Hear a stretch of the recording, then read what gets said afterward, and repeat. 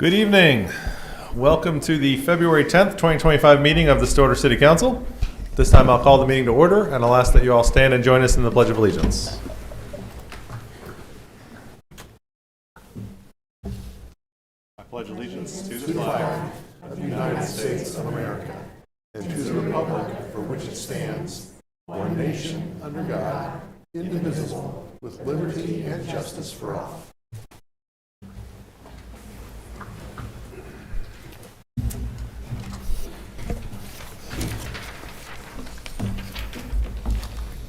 Councilors, item 3 on the agenda is the consent docket. Questions, comments, or action on the consent? Mayor, I have a verbal correction to the proposed minutes.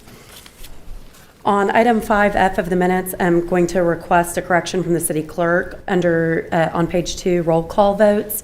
It currently shows as an abstain by Councilor Clark. It needs to show that Councilor Clark did not vote and did not participate on that item. And with that change, I would recommend approval of the amended proposed minutes. Councilors? I move approval of consent as amended. Second. We have a motion and a second to approve consent. Please vote. With a vote of 5-0, the consent docket is approved as amended. Takes us to item 6, general orders. 6A is a Western Payne County Ambulance Trust Authority presentation. Christy Cluck, you want to kick us off? Jerry's not here yet. We're going to skip item 6 for now. We'll come back to that. Item 7 is ordinances. On first read, we have ordinance 3555, an ordinance amending the Stillwater City Code by amending Chapter 29, Motor Vehicles and Traffic, Article 2, Administration and Enforcement, Division 1, generally, Section 29-32. Duties of the city manager by specifically allowing the city manager to limit or extend existing established parking time limits and waiving other parking restrictions as deemed necessary during special events, repealing all ordinances to the contrary, and providing for severability and declaring an emergency. These ordinances are being proposed at the request of the city manager's office and the Parks and Community Resources departments. Over the past several years, they've identified a need to grant some additional flexibility to the city manager's authority to respond during times of special events. This ordinance, 3555, does authorize the city manager to limit or extend existing established parking time limits by having appropriate signs placed thereon and to waive other parking restrictions as deemed necessary during special events. There is also a minor revision to this current ordinance. It does provide for an appeal process. However, the current ordinance allows an appeal to the city council and then also to the district court. In accordance with state statute, my office has been unable to determine a state statute that authorizes the appeal to the district court, so we've just stricken that provision. There is still an appeal process for an aggrieved party to appeal to the city council once the city manager exercises that authority. Okay. And so we would ask that you would consider approval of this ordinance. Also proposed this evening is to approve an emergency clause. It being in the best interest of the public peace, health, and safety, that we declare an emergency due to the timing of some events that will occur. And with the passage of the emergency clause, the ordinance goes into effect concurrent with the publication date, which would allow the city manager to authorize some designated parking if needed for some events that will be here soon. Thank you, Ms. Carnley. Just for a reminder, do we have to advance the ordinance and the emergency clause separately, or does the emergency clause just get voted on later? Yes, I would ask that at first reading and second read that you approve it by 2 separate actions. Gotcha. Councilors, questions about the ordinance or action on the item? Motion to advance ordinance number 3555 to second read. Second. We have a motion and a second to advance the ordinance to second read. Please vote. The vote of 5-0, ordinance 3555 is advanced to second reading. Is there action on the emergency clause? Motion to add the emergency clause to that ordinance. Second. We have a motion and a second to also advance the emergency clause. Please vote.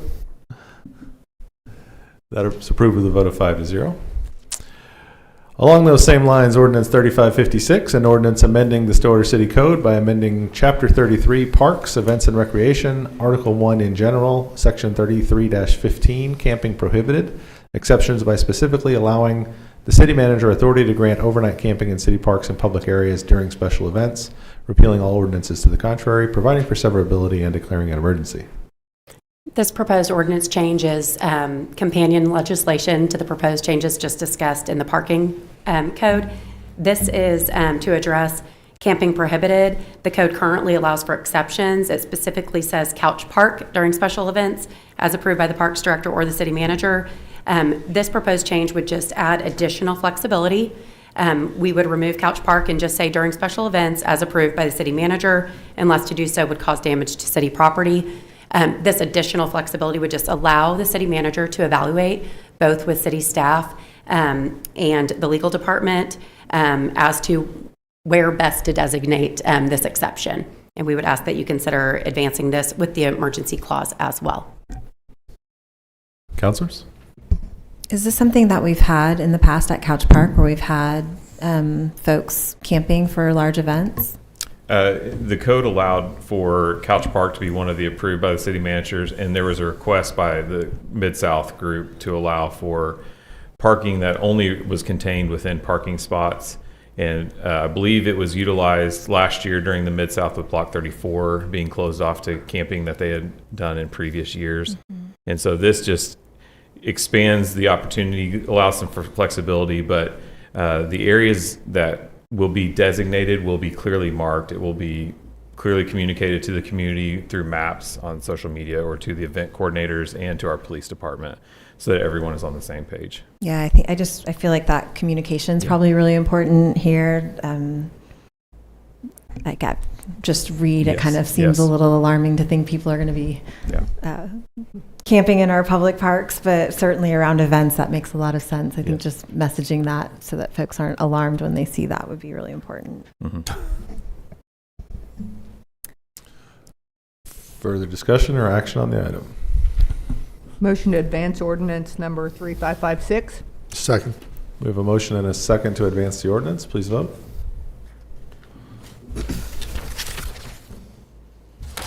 With a vote of 5-0, ordinance 3556 is advanced to second reading. Is there action on the emergency clause? I move to advance the emergency clause. Second. A motion and a second to advance the emergency clause. Please vote. With a vote of 5-0, that's approved.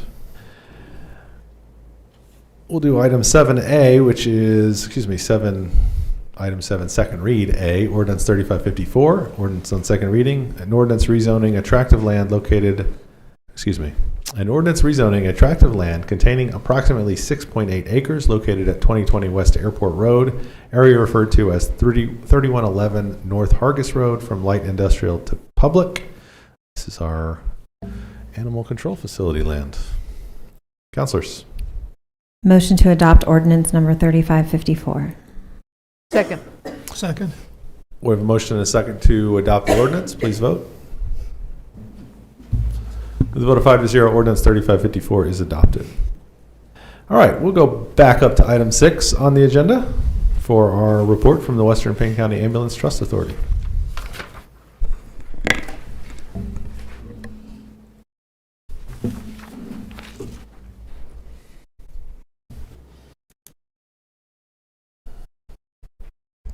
Good evening. Christy Cluck, Assistant City Manager and Finance Director.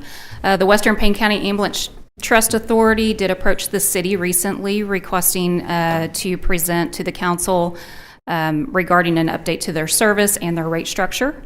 And so before I turn the podium over to the chair of the Ambulance Trust Board, I thought I would provide some context as far as how the city interacts with the Trust Board. So in December of 2010, the Stillwater Utilities Authority entered into agreement with the Ambulance Trust to collect and remit subscription fees. So since that time, our utility customers have been charged a $5 subscription fee each month on their utility bill. So that is a voluntary program, but the customers do have to complete an opt-out form if they choose not to participate. The SUA then remits the cash that's collected from the subscription fee each month. The SUA strictly serves as a pass-through and doesn't keep any of the subscription fee and does not charge any kind of administrative fee for the billing, collection, and remittance of that subscription fee. And so I will now turn the podium over to Jerry Moeller, who is the chair of the trust board.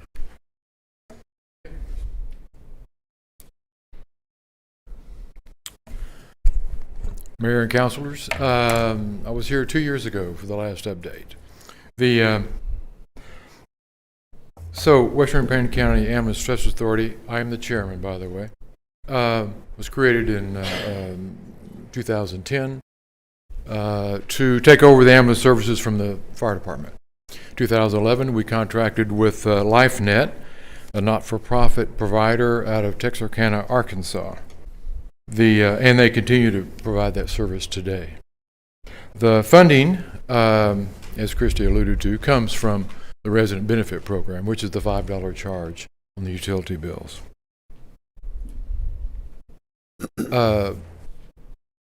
Next slide, please. Do I control that? Right there. Yeah. Okay, I do. The beneficiary of the trust is both the city of Stillwater and Payne County, which is a bit unusual, but there are 5 members and they're appointed by various entities. You can see that I'm appointed by the Stillwater Medical Center. They have one by Oklahoma State. Your appointee is Elaine Ackerson. The Harlan Wells is appointed by the Payne County Board, and Cassie Wilson by City of Perkins. City of Perkins and City of Glencoe alternate every 3 years because they both participate in the resident benefit program.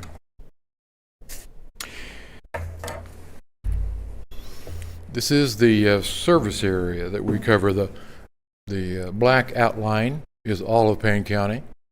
The shaded area, the blue, is our service area. Includes Stillwater and all of western Payne County. As you can see, Cushing covers the eastern part of the county. That service area was inherited by us from the fire department. That's what they covered, so that's what we covered.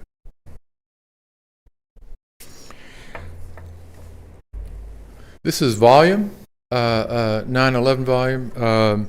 That's emergency response. You call 911, the ambulance comes, and that's considered a emergency response. You see a steady increase in volume, and you see a steeper increase in the last 5 years, like 45% increase.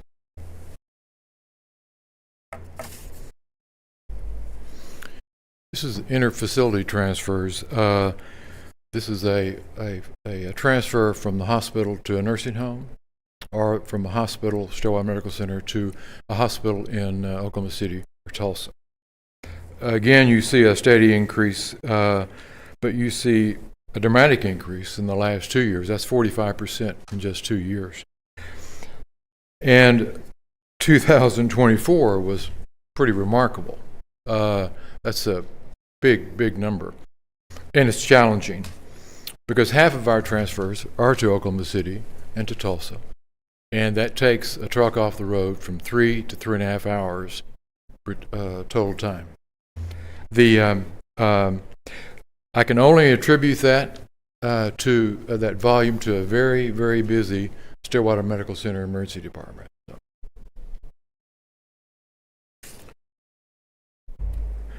This is total combined annually, which obviously follows the same trend. When we started the service, we started with 2.5 trucks or ambulances on the road. We recently added another 12 hours truck because of the increase in volume of transfers. So now we have 5.5 trucks on the road, 5.5 ambulances, 24 hours a day, staffed with at least one paramedic in every ambulance.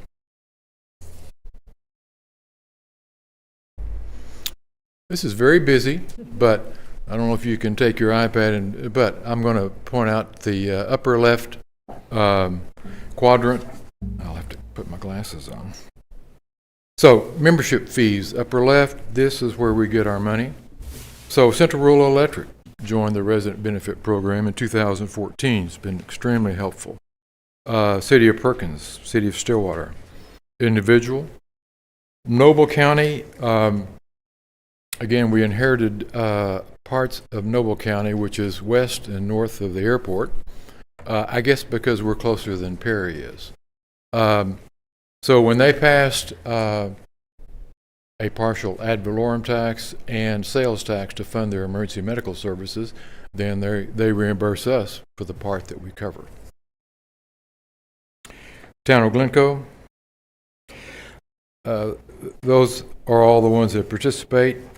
On the upper right is the percentage of each of those entities provide of our total revenues. I would point out the 1, 2, 3 down. City of Stillwater provides 76.99% of all our revenues for the operation of the ambulance service. I have to give a shout out to Dana Maddox, who was the head of the utilities department when we started this program and continues to this day and does a wonderful job in making this work for us. The third area I would point out is the third from the bottom. You don't really have to see it. All you have to do is recognize that it's red.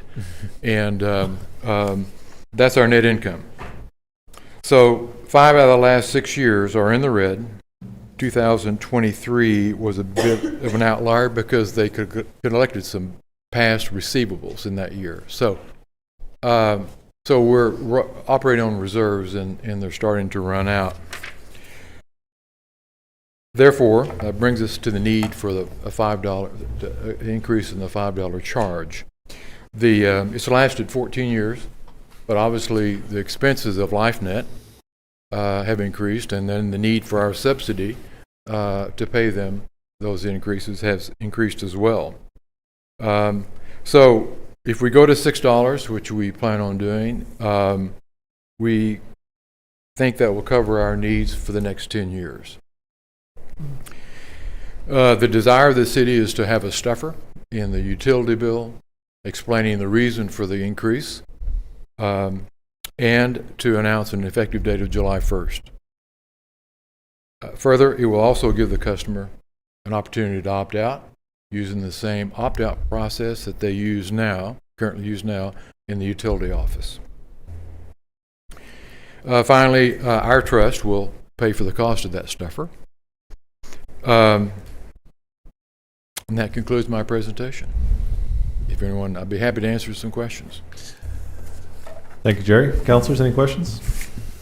Could you talk, just for anyone who may not be maybe unsure of this, what the $5 that we currently pay, what does that cover exactly, and or what doesn't it cover? Because I know there's also I know through the university I have ambulance insurance. So what is covered by that, and what isn't covered? Well, for the customer who has it,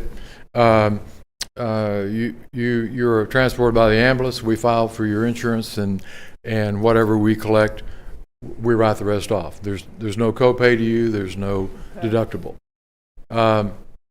If you have no insurance, or if Medicare declines your claim, you still have to have a medical need with Medicare, then we will write off 40% of it. So that's what it covers. Okay. And what it really covers is providing emergency medical services to the city of Stillwater. So, I mean, that's the big benefit. So if you opt out, you don't have that benefit? No, we don't pick you up. No. You don't have the benefit. No. Just kidding, folks. Just kidding, man. Of course, we will pick you up. Yes, we will pick anybody up. But they'll get billed. You just might get charged for it. So. Yeah. Can you give me an idea of what the cost of an ambulance run is when you're not doing the $5 fee? I could have calculated that, but I can tell you that our annual subsidy is last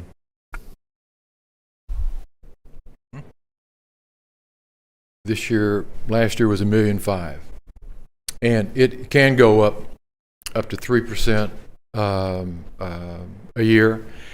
However, we also under contract have to provide for extraordinary services, and with that volume increase you saw, and if we have to add more trucks on the road or more hours, we'll have to pay for that.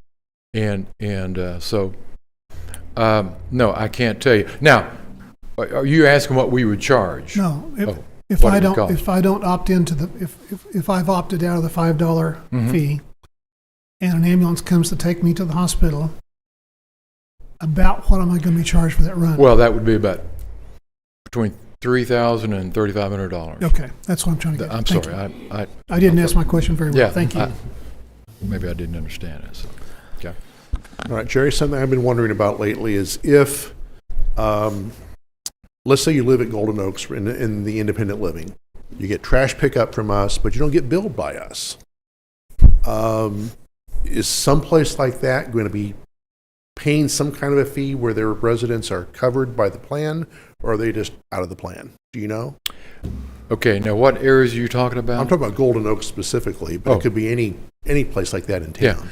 Yeah, there are people in Golden Oaks that have an individual plan, and so so when you see the individual up on the spreadsheet, that are those people. So you can participate, and they do. So that's for folks who don't get any kind of utility bill from the city for anything. Right. They can also opt in independently. They can, and some do. So one more question, just curiously. Helicopter service. That's not part of your program whatsoever, correct? What is that? Helicopter service? It is not. Okay. It is not.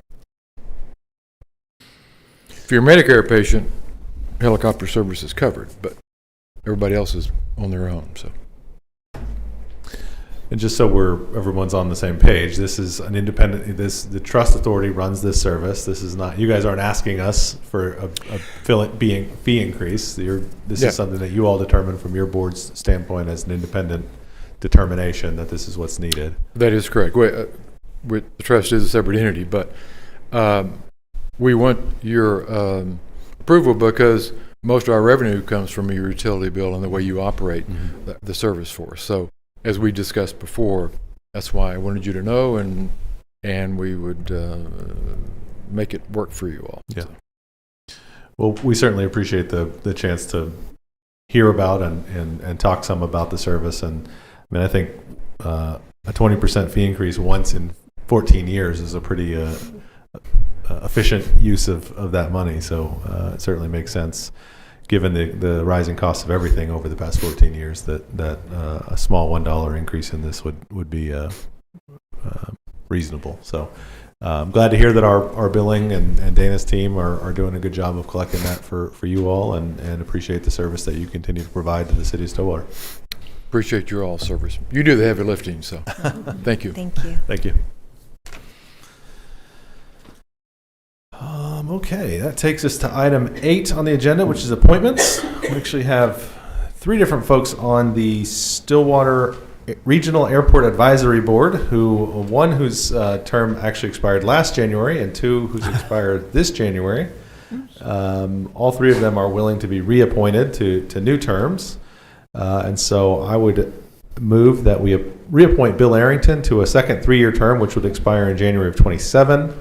Reappoint Denise Roberts to a 3-year term that would expire in January of 28, and reappoint Mindy Murray to a 3-year term that would expire in January 28 as well. Second. We have a motion and a second for those 3 appointments to the Regional Airport Advisory Board. Please vote.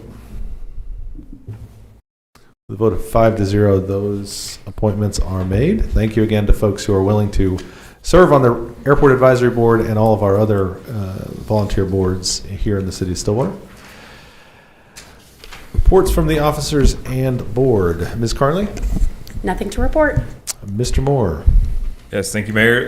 The Stillwater Electric Utility has once again demonstrated its commitment to excellence, earning a first place honor from the Municipal Electric Systems of Oklahoma, what we call MISO around here, for both their electric operations and reliability and their safety. So for the 2nd year in a row, they have been awarded this first place honor. And so in 2023, just a little statistic, we had a 99.9% reliability rate, and we had more than 118,000 work hours with no reported safety incidents. So SEU continues to set a high standard in the industry, and these awards definitely reflect their expertise.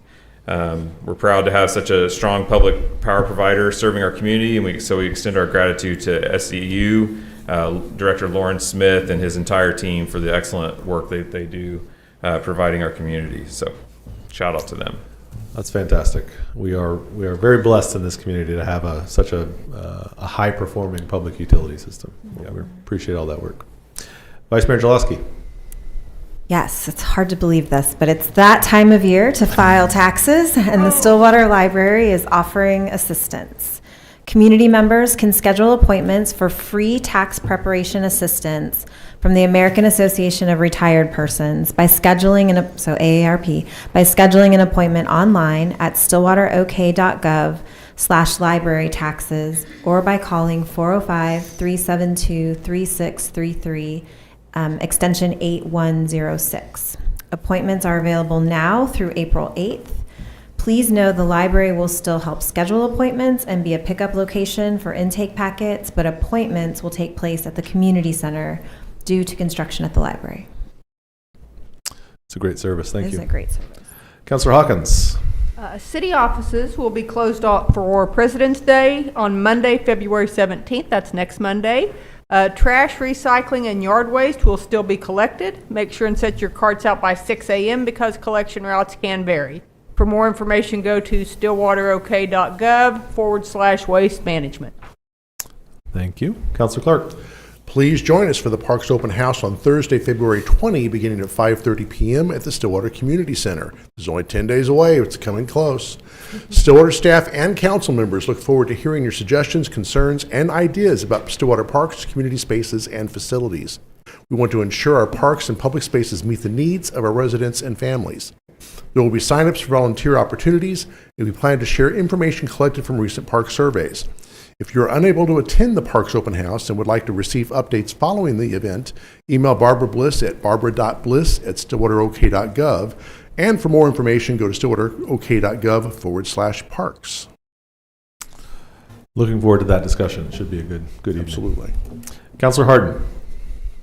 The city is accepting applications for various committees, including Board of Adjustment, Board of Drainage Appeals, and Building Trades Boards. Committees are essential for increased development and for infrastructure projects within our community. If you would like to get involved in your local government and help make Stillwater an even greater, please consider serving on one or more of these boards. For more information or to apply, go to stillwaterok.gov/citizensboards. If I can do an off-agenda item. Please do. So we have some folks that are visiting us today from the OSU College of Engineering, Architecture, and Technology. It's the student council. It's the lead part of the student council. They're interested in how to get involved in local government. So I'd like to say thank you all for coming. Appreciate you coming. We need to have more students interested in local government, and when you graduate and get out there, please get involved. Thank you for coming. Absolutely. Really excited to have you all. Hopefully you're registered to vote here in Stillwater. We have some there were some blank looks there for some reason. Big things coming up. You should be registered to vote in Stillwater. You live in vote Stillwater, you should vote here. Absolutely. One of the reasons is what I'm going to talk about now. There's a proposition to construct a new animal welfare facility on the April 1st, 2025 ballot for voters to consider. Throughout the next several weeks, staff will be presenting and discussing details of the proposition and time project with local organizations, stakeholders, and residents. If you'd like additional information about the project, or would you like to schedule staff for a presentation, go online to stillwaterok.gov/time or contact Dawn Dodson at 405-742-8214 or email dawn.dodson, D-O-D-S-O-N, at stillwaterok.gov. Also, the deadline to register to vote in the April 1st election is March 7th. Registering to vote can be done by mail, online, or in person at the Payne County Election Board, whose website is paynecounty.org/election-board. All residents of Stillwater have an interest in our new animal welfare facility. That includes students, You are residents of Stillwater who are eligible to vote in this community. We hope that you will register and vote. And we'll certainly hope that people will learn more about the animal welfare facility for the April 1st ballot. Any further items for this agenda? Is there a motion to adjourn? Motion to adjourn? Second? We have a motion and a second to adjourn the City Council. Please vote. With a vote of 5-0, the Stillwater City Council is adjourned. And at this time, I will call to order the Stillwater Economic Development Authority meeting for February 10th, 2025. Trustees, action on the consent docket. Mayor, I actually have one correction to those proposed minutes. Just need to get there. Taking them out of order just for you. It's okay. Okay, requesting one correction. City Manager Brady Moore's title in connection with the Trust Authority should be General Manager. So with that proposed correction, I would recommend approval of the minutes. Trustees. I move approval of consent as amended. Second. We have a motion and a second to approve consent as amended. Please vote. It's approved with a vote of 5-0. And next up is this Visit Stillwater semi-annual report.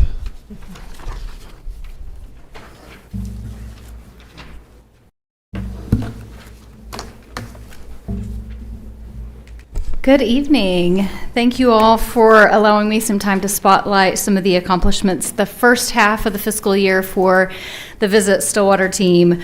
As the chair of the board, I continue to be amazed at the remarkable work of a really small but mighty team at the Visit Stillwater office. There are a couple of notable achievements that I'd like to highlight. You all have received the full 30-page packet, so I won't belabor all the details. But I'd like to highlight a couple of things first in the communications and marketing category. Several things that we do on a regular basis, daily, in fact, just to call your attention to the community calendar, which we update daily and on regular occurrences. The website and microsites have received over 500,000 page views. Each day we post at least one social media post. In fact, our Facebook has reached just under 4 million impressions with over 40,000 followers, which means probably a lot more to the students that are here than those of us who are not quite as acquainted with the social media activity. Our very own Christy Morrison is also the co-host on TV 31's The Morning Edition to spotlight events and activities and businesses. Weekly, we produce a detailed calendar for distribution. We also share event information on live local radio 3 mornings a week and record at least one podcast. Every month, the team produces a 60-second promo video from multiple outlets and distribute our e-newsletter to over 9,000 subscribers. We mail the Still in the Know postcards, which you all have seen, to over 400 local businesses, and also send calendar and events to all local newspapers, and also to blogs that we write and publish every month. And again, I say we as though I'm a contributor here. It really is the small but mighty Visit Stillwater team. Also, you may have seen a column in the News Press, a visitor development column that has been written by the Visit Stillwater team as well. Quarterly, you'll see 30-second commercials for use by the Visit Stillwater and the city and the chamber. And then our rack cards, which continue to be very popular. Every quarter we distribute 10,000 rack cards featuring local events and activities available at local hotels, the airport.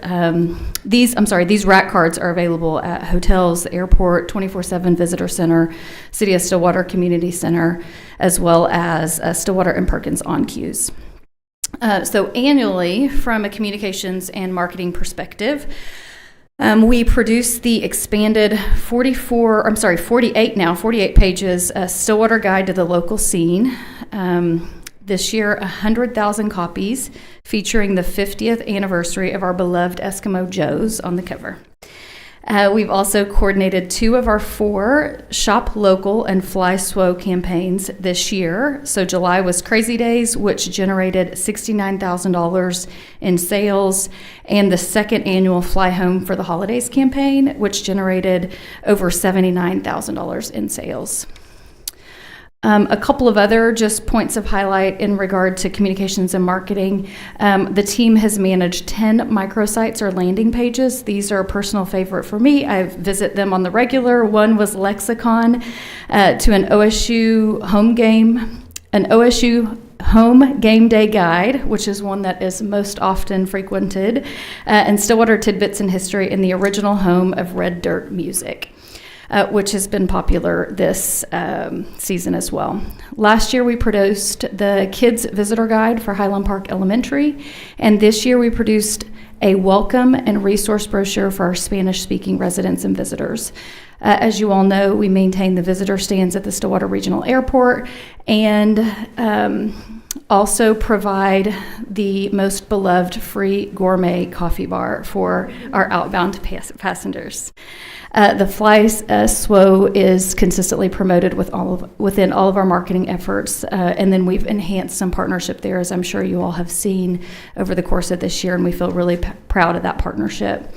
In addition to that, our team has sponsored and assisted with planning many community-wide events, including Boomer Blast, Draft Horse event at the Payne County Fair, Holiday Parade of Lights, the 24-foot lighted Christmas tree, our Holiday Heroes and Drone Show, Lake McMurtry's Lights on the Lake, and Martin Luther King Jr.'s commemoration event, and all of the Downtown Association and Stillwater Children's Museum as well. This year we had the opportunity to partner with OSU Athletics to spearhead a new initiative, Orange Glow, which is a new OSU tradition, and you all may have seen that we handed out 200 orange light bulbs and recognized businesses and individuals who changed their lights to orange to celebrate the kickoff of a football season. Also, we had an inaugural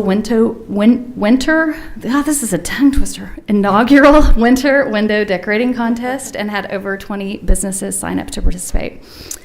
Last but certainly not least, on the sales and service side, a couple of notable facts that you may have seen in your packet. So far this year, we have already approved over $71,000 in grants and sponsorships, which is estimated to yield 25,000 plus visitors a day, 10,000 plus overnight visitors, and more than 2.7 million in visitor spending. Also, we provided assistance so far this year at 554 events, which equated conservatively to a little over 424,000 in services provided. Also, a highlight you can take with you as a good note, I'll leave you with this. In December, the visitor tax was trending 115% ahead of the previous year and is currently sitting at 65% of the same time last fiscal year. And this equates to a little over $500,000, a little over $500,000 for the development and maintenance of visitor development and quality of life amenities. Right before this, I think Christy said, in fact, that really mid-year, we're further along than where we were for the whole year last year. So that's a really great place to be. Another just quick fact, our lodging information for hotels and short-term rentals is in a little bit different format this year, and it's provided by Zardico, and it is based on actual transactions rather than self-reported. So with actual transactions from Zardico, we know that 41% of the devices in Stillwater came from visitors, and 40% of the spend came from visitors. And the average daily spend by visitors was $280. I say that as my data counselor Hawkins here would like the data. That concludes, you bet. That concludes our report, but I'm happy to answer any questions that you have. Thank you, Blair. Trustees?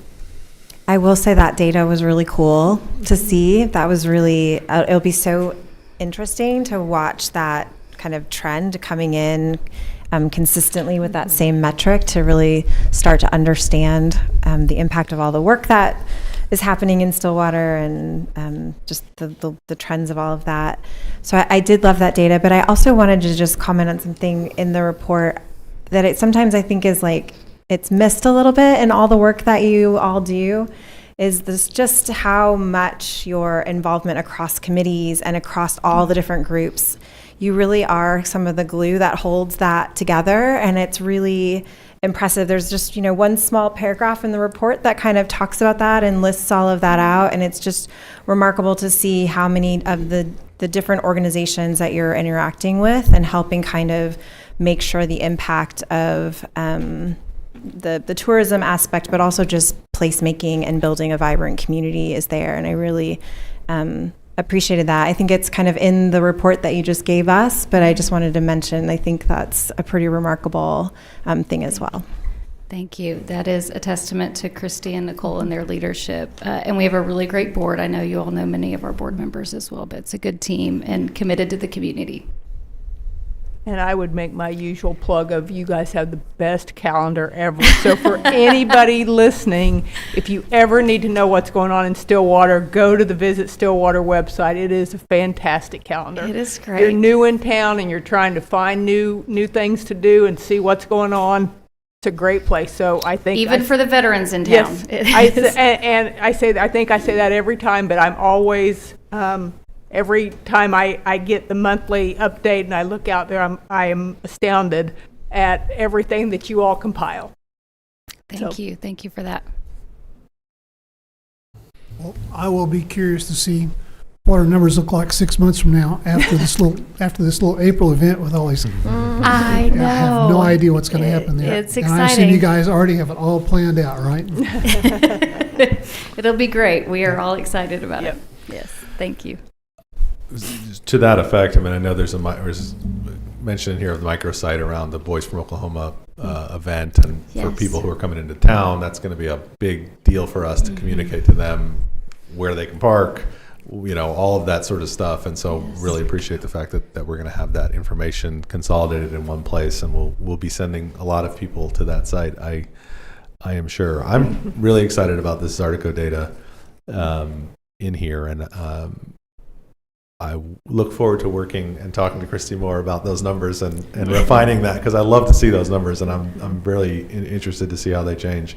I think it's remarkable and something we should talk about more. 40% of spend in Stillwater came from visitors. I think we kind of know that anecdotally in a lot of ways, but that's a big deal, because those people are not here all the time. They're not here driving on the roads every day like I am. Yeah. But their money is going to fix the same roads that we're driving on. And the more we can bring those dollars in from other places, the more, the farther they go for our residents to see improvements that they didn't have to pay for themselves. And that's a huge, huge deal. That's one of the reasons we invest money in destination marketing, to make sure that we're bringing those people to town. And to be able to see those numbers and to kind of keep some track on that, to see how well we're doing that, is going to be really exciting. So I appreciate you guys adding that to the report. Yes. Thank you. I was going to just add there too, with that data, there was some short-term rental data in there as well, that hopefully, I know that's been a bigger discussion in the community, and we've had a special session about it at council. So hopefully that's information that I'm sure is being shared, but hopefully we're understand all the information and data that we can grab from that as well, so we can better understand our short-term rental market. Yes. Thank you. Thanks so much. Thank Appreciate you. you being here. All right. Any reports from the officers of the board? Is there a motion to adjourn SEDA? So moved. Second. A motion and a second to adjourn Stillwater Economic Development Authority. Please vote. This meeting's adjourned with a vote of 5-0. At this time, I'll call to order the Stillwater Utilities Authority meeting for February 10th, 2025. Trustees, well, is there anything on the consent docket we need to worry about on this one? This one's good to go. Minutes are ready. Trustees, any action on the consent docket? Motion to approve the consent docket. Second. With motion and a second to approve consent, please vote. Consent docket's approved with a vote of 5-0. Takes us to resolutions. Resolution number SUA-2025-1, a resolution authorizing and approving the submission of a grant application for fiscal year 2024 Building Resilient Infrastructure and Communities grant funds administered by the U.S. Department of Homeland Security through the Federal Emergency Management Agency for the secondary raw water delivery system project, and identifying the required grant matching cost share funds, and authorizing the chair or vice chair to execute any related grant documents. So the BRIC grant program makes federal funds available to local governments for hazard mitigation. SUA has identified an eligible water project. It's the secondary raw water delivery system project. The estimated total project costs are $66,600,000 $66,666.67. Thank you, Shelley. The anticipated cost share for the BRIC grant program is up to 75% federal grant funds and 25% SUA cost share.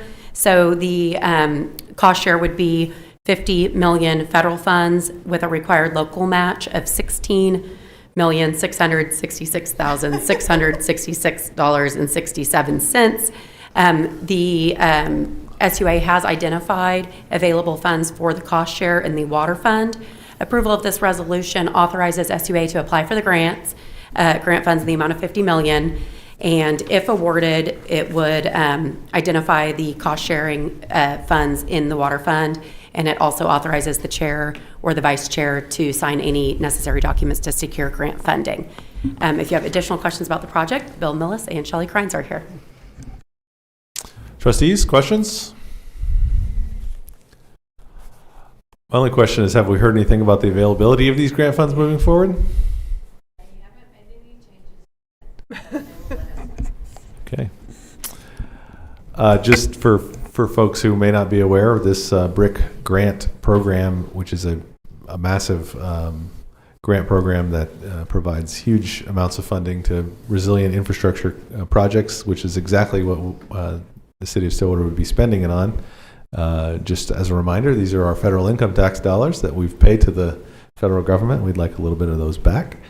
We've also been participating in FEMA's technical assistance program, which we awarded one of just a few communities around the country that were brought into the technical assistance program to help us prepare for this grant so that we have a better chance of actually receiving money from the BRIC program. So really appreciate all the staff's work. You guys, I know the TAP program we've been working on with them for a year and a half, 2 years. You know, we've had FEMA representatives that we took on a tour of the water line and everything. So it's been a long involved process, and getting this grant application submitted is going to be the conclusion of a lot of hard work. And hopefully all those funds remain available so that we have a chance to bring them back here. Questions, comments, or action on the resolution? I move adoption of resolution SUA 2025-1. Second. Motion and a second to adopt the resolution. Please vote. With a vote of 5-0, that resolution is adopted. Any reports from the officers of the board? Somebody didn't vote. What? We got a full vote on there, right? Yeah. Okay. It was approved with a vote of 5-0. It was slow on that last one, but it popped up there. Okay. Any reports from the officers of the board? Is there a motion to adjourn SUA? Motion to adjourn. Second. We have a motion and a second to adjourn the Stillwater Utilities Authority. Please vote. With a vote of 5-0, the SUA is now adjourned, and that concludes our meetings for the evening.